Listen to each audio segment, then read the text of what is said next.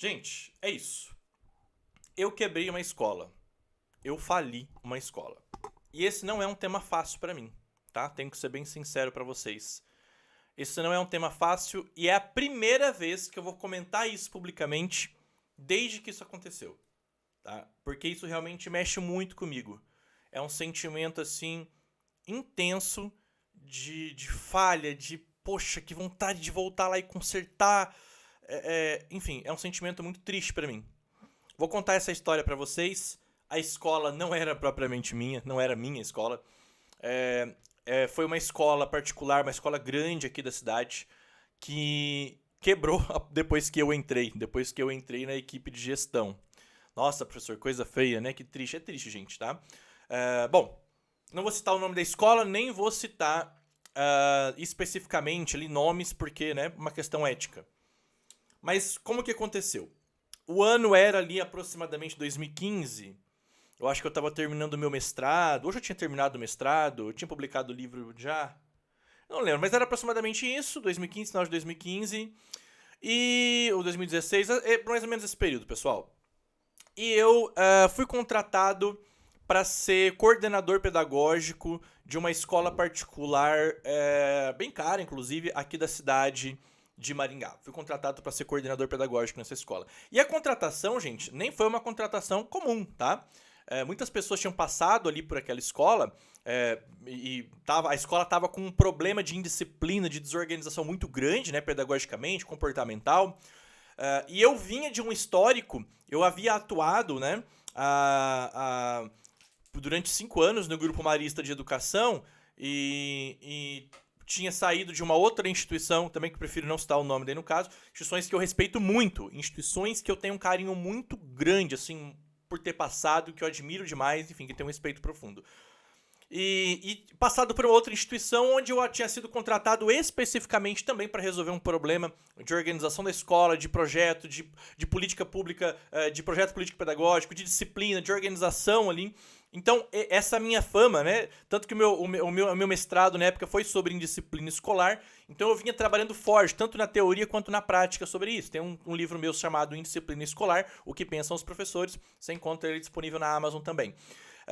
Então eu tinha um histórico, tava com um histórico muito forte ali de como uma pessoa, um pedagogo capaz de resolver esses problemas. E essa escola particular que eu assumi como coordenador pedagógico ali naquele momento, essa que quebrou, nem era um desafio tão grande. Eu lembro quando eu cheguei, eu falei, gente, mas isso aqui é mole, né? Porque a escola que eu tinha atuado anteriormente, para lidar com o mesmo problema, nossa, era uma escola periférica, era uma escola muito mais desafiadora. E eu peguei uma escola de elite, uma escola particular, uma escola, né?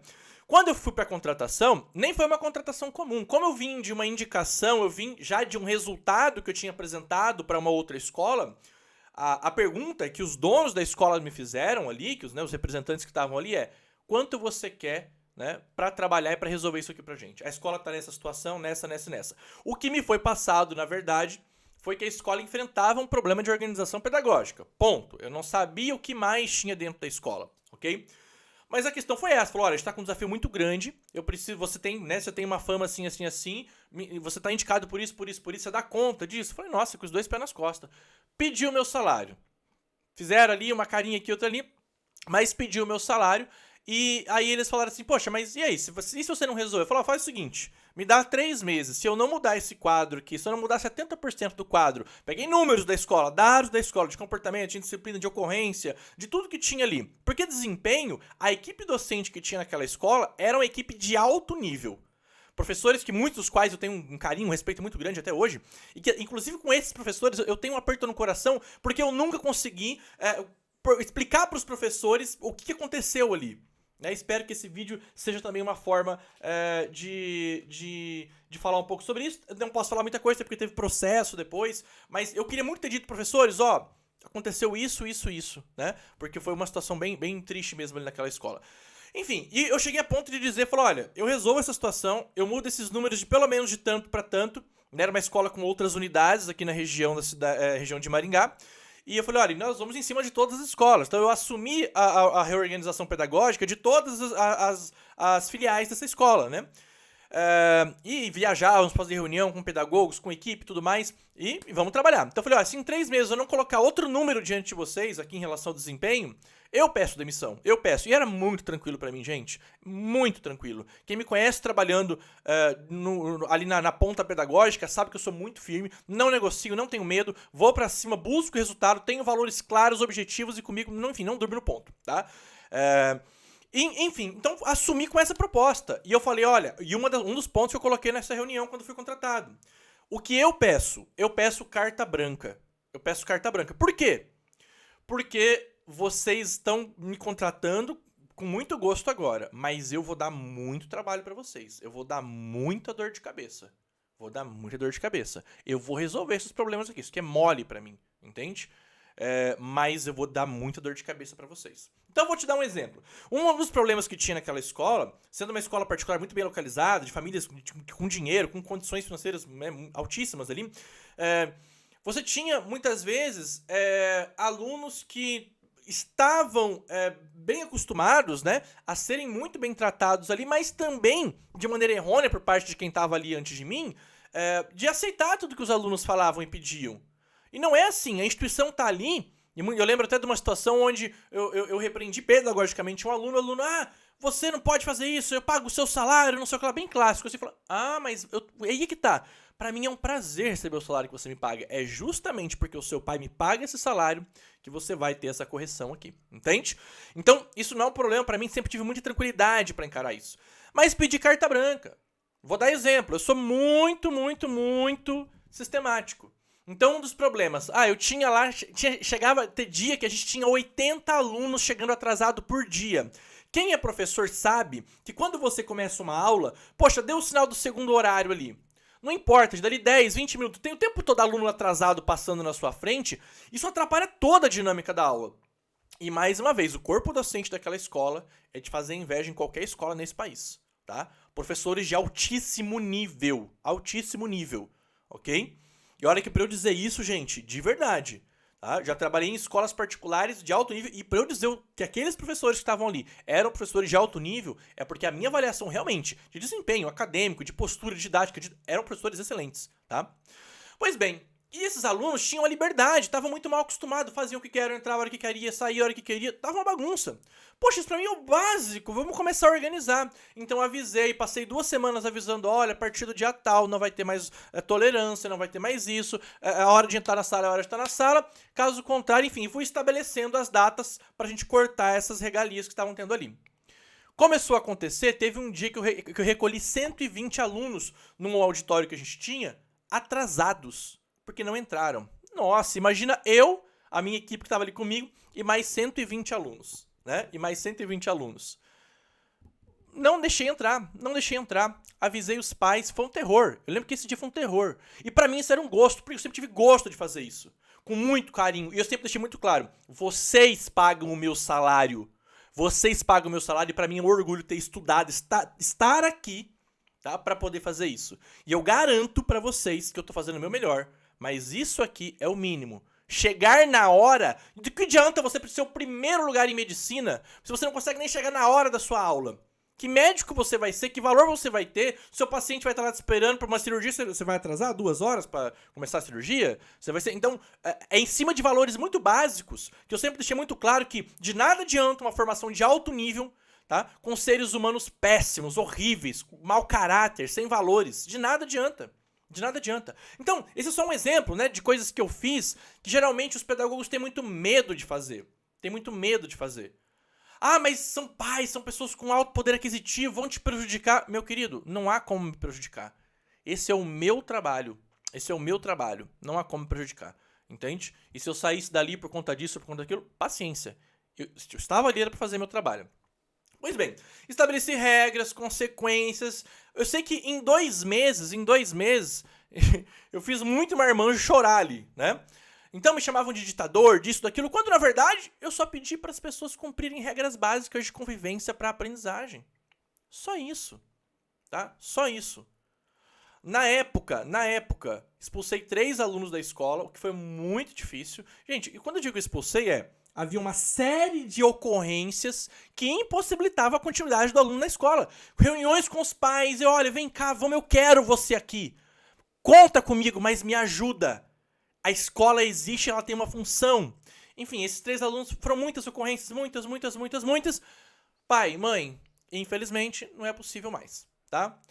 E aí, lembra que eu falei pra vocês que eu disse pros diretores da escola, pros donos da escola que eu ia dar trabalho? Pois bem, eu dei muito trabalho. E aí as reclamações começaram a continuar a acontecer. Queixas, famílias, tararararara, né? E começaram a me cobrar disso, começaram a cobrar os donos da escola por isso. Porque tava muito difícil ficar ali, né? Tava muito difícil, tava incomodando um pouco. Aí aquela carta branca que eu tinha, durou ali... Gente, não durou 2 meses, na verdade, essa carta branca, né? Porque eu comecei a ser tolido. A carta branca que eu tinha virou uma carta vermelha, tá? Literalmente. E no primeiro mês, me contaram também uma coisa que eu não sabia que a escola tava, que não me contaram lá no início, que a escola passava por uma dificuldade financeira muito grande. Não vou levantar os motivos aqui hoje, aqui agora, tá? Até porque existe processo disso até hoje. A escola passava por uma crise financeira muito grande. Pois bem, quando me colocaram a par disso, me assustei, fiquei assim realmente muito impactado, né? Poxa, podia ter me falado isso no início, né? Porque isso é relevante. Por quê? Porque depois eu descobri que até mesmo os professores, que eu também muitas vezes alguns cobravam, professor, se o aluno vai chegar na hora, eu preciso que o senhor chegue na hora também. Se o aluno não pode usar o celular, eu preciso que o senhor também não use. Então, elementos básicos pedagógicos para funcionamento de uma sala de aula, de uma escola, eu tinha que cobrar.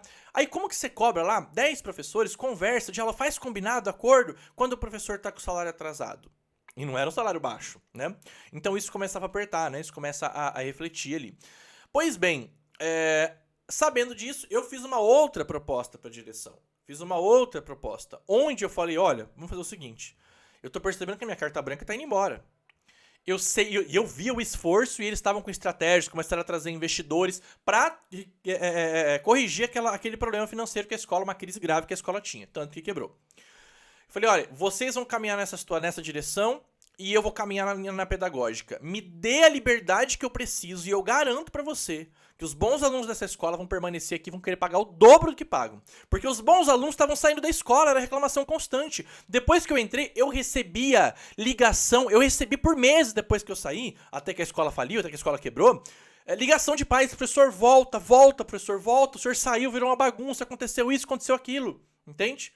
Eu recebi agradecimento dos pais, né, durante lá, enquanto eu estava lá, porque, professor, essa escola virou outra coisa.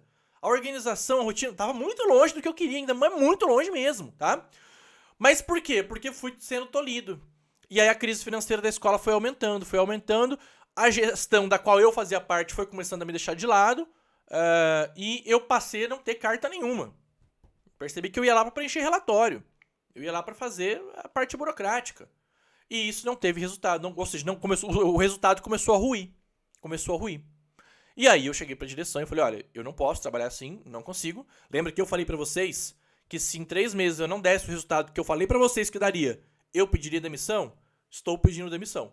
Mas estou pedindo não porque eu fui incompetente, porque tá aqui, a minha linha de trabalho era essa. Eu fui impedido de trabalhar. Foi muito triste pra mim porque eu nunca abri mão, eu nunca desisti de nada dessa forma. Nunca, tá? Mas, o que aconteceu? As circunstâncias foram totalmente contra aquilo que eu estava, né, preparado para fazer. Totalmente contra. Então, a escola, depois de alguns meses, acabou quebrando, falindo. Foi uma cena lastimável, assim. Oficial de justiça entrando na escola, fechando a escola. Foi triste, saiu nos jornais. E foi muito triste, né? Foi muito triste, porque eu realmente dava para ter sido feito, dava para ter feito um trabalho fantástico de recuperação daquela instituição. Mas a gestão escolheu um caminho... algumas coisas eu não posso comentar, nem posso comentar. Como eu falei, existe processo até hoje sobre isso. E a escolha que foi feita ali naquele momento de tanto pedagógica, que estabeleceu uma libertinagem dentro da escola, tanto administrativa, levou essa escola à falência, né? Aquela unidade faliu, se não me engano, existem outras unidades ainda dessa escola. E eu tenho muito carinho, de verdade. Eu não consigo guardar rancor de ninguém, não guardo, gente, não guardo. Não guardo. Tinha uma diretora pedagógica, assim, que eu tinha, nossa, que carinho, que respeito que eu tinha por aquela mulher. o gestor, tudo mais, não julgo ninguém, não tem, eu sei que é enfrentar dificuldade, mas dava para ter sido evitado o que aconteceu ali, né? Então, quando a gente olha para a situação do Brasil, agora vamos fazer uma comparação disso com o que a gente vive no Brasil, escolas públicas e privadas. Me perguntaram, respondi agora há pouco no story do meu Instagram, o seguinte, como é que foi a pergunta? Qual é o maior problema da educação hoje, na sua opinião? A ausência de valores claros, ou seja, de valores conservadores e claros, que fazem com que a humanidade siga evoluindo. Quando eu falo de valores conservadores, gente, vamos preservar aquilo que funcionou até aqui, aquilo que trouxe a humanidade até aqui. Valores, costumes, né, tradições, a família, ok? Vamos preservar o mínimo de regra, de organização, de respeito, de disciplina, de hierarquia dentro de uma instituição, dentro de um sistema de ensino. Isso vai fazer esse sistema prosperar minimamente. Tendo bons professores, como nós tínhamos ali, como nós temos muitos professores bons na rede pública e na rede privada, você estabelecendo o mínimo, tá, de ordem, hierarquia, organização, rotina, princípio pedagógico. Tá? E quando eu falo de princípio pedagógico, é realmente de olhar as diretrizes, as linhas teóricas e entender que algumas delas são incompatíveis com a continuidade da humanidade. Tá? E a maioria dessas linhas elas são exercidas hoje dentro do sistema de ensino. Só que isso começa lá na universidade. Então, esse caso, para mim, ele é um exemplo do que acontece no sistema de ensino. O sistema, ele se corrompe, ele se perverte, ele busca caminhos mais fáceis. Hoje o aluno pode tudo, literalmente, o aluno tem uma liberdade muito grande. Boa parte das escolas, em especial as públicas, você vê uma espécie de libertinagem muito grande. E aí talvez vai ter professor aqui comentando assim, falando pra mim assim, professor, não, você tá falando demais, capaz que na escola pública é esse nível de libertinagem, tá generalizando, é um caso ou outro, para de generalizar. Em 2016, quando eu publiquei esse meu livro, Indisciplina Escolar, o que pensam os professores, eu lembro que eu entrevistei muitos professores e eu conversava com eles, e nessa pesquisa eu perguntava assim, professor, na sua escola tem casos de indisciplina? Mas o que é indisciplina? Não, professor, dentro do seu conceito. Não, na minha escola não tem não, minha escola é tranquila, minha sala é tranquila. Aí esse mesmo professor, que me dizia que a escola era tranquila, me relatava caso onde o aluno jogava uma carteira do outro lado da sala de aula, saía, metia o pé na porta e ficava com o celular ali. Então é lógico que isso já entra na esfera do crime, né? Mas indisciplina, agressão, mas o sistema ele tá tão corrompido dentro dos valores básicos que a gente precisaria ter para que isso caminhasse de maneira, como é que eu posso dizer, harmônica, para o aluno aprender de verdade, para o professor ser respeitado com autoridade, ele está tão corrompido que boa parte dos colegas professores nem percebem o quanto são abusados, nem percebem o quanto são violentados, nem percebem, tá, o quanto são desrespeitados na sua prática, porque já naturalizaram isso. Essa experiência que eu tive nessa escola, onde depois de ter passado por ela veio a fechar, veio a quebrar, veio a falir, foi triste pra mim. Eu guardo um peso no coração quando eu vejo os alunos. Ele tinha um carinho muito grande. Era uma escola de ensino médio, tá? Os alunos, muitos deles, converso com eles até hoje, apesar de ter passado um tempo curto ali. Mas foi uma frustração grande pra mim, porque eu queria muito mesmo ter feito um trabalho de excelência dentro daquela escola, e era possível. Com o nível de alunos que a gente tinha, com o nível de professores que se tinha ali, essa era pra ser uma escola referência no país hoje. Tá? Era pra ser uma escola referência no país hoje. Mas é isso, faz parte, né? São situações e eu queria até registrar isso aqui pra mim, essa experiência, e compartilhar isso com vocês também. A educação ela precisa não só de diretrizes pedagógicas claras, de conteúdos, de bons professores, mas eu preciso do básico, tá? Que a humanidade preservou até aqui em relação à hierarquia, à disciplina, a valores, à organização, para que esse indivíduo siga aprendendo, para que a escola exista de maneira digna, ok? Gente, é isso. Para quem ainda não conhece meu trabalho, tá precisando alfabetizar uma criança, quer ensinar uma criança a ler e escrever de verdade, tá? Com qualidade, com materiais comprometidos com a ciência, ok? Você vai ter sempre no link da descrição dos meus vídeos, os meus materiais, o meu curso de alfabetização para você que é pai, para você que é mãe, ensinar o seu filho a ler e escrever de verdade, para levar essa criança até a fluência. É isso? Que Deus abençoe vocês. Deixa eu ver se faltou alguma coisa. Não, é isso. Deus abençoe. Até mais.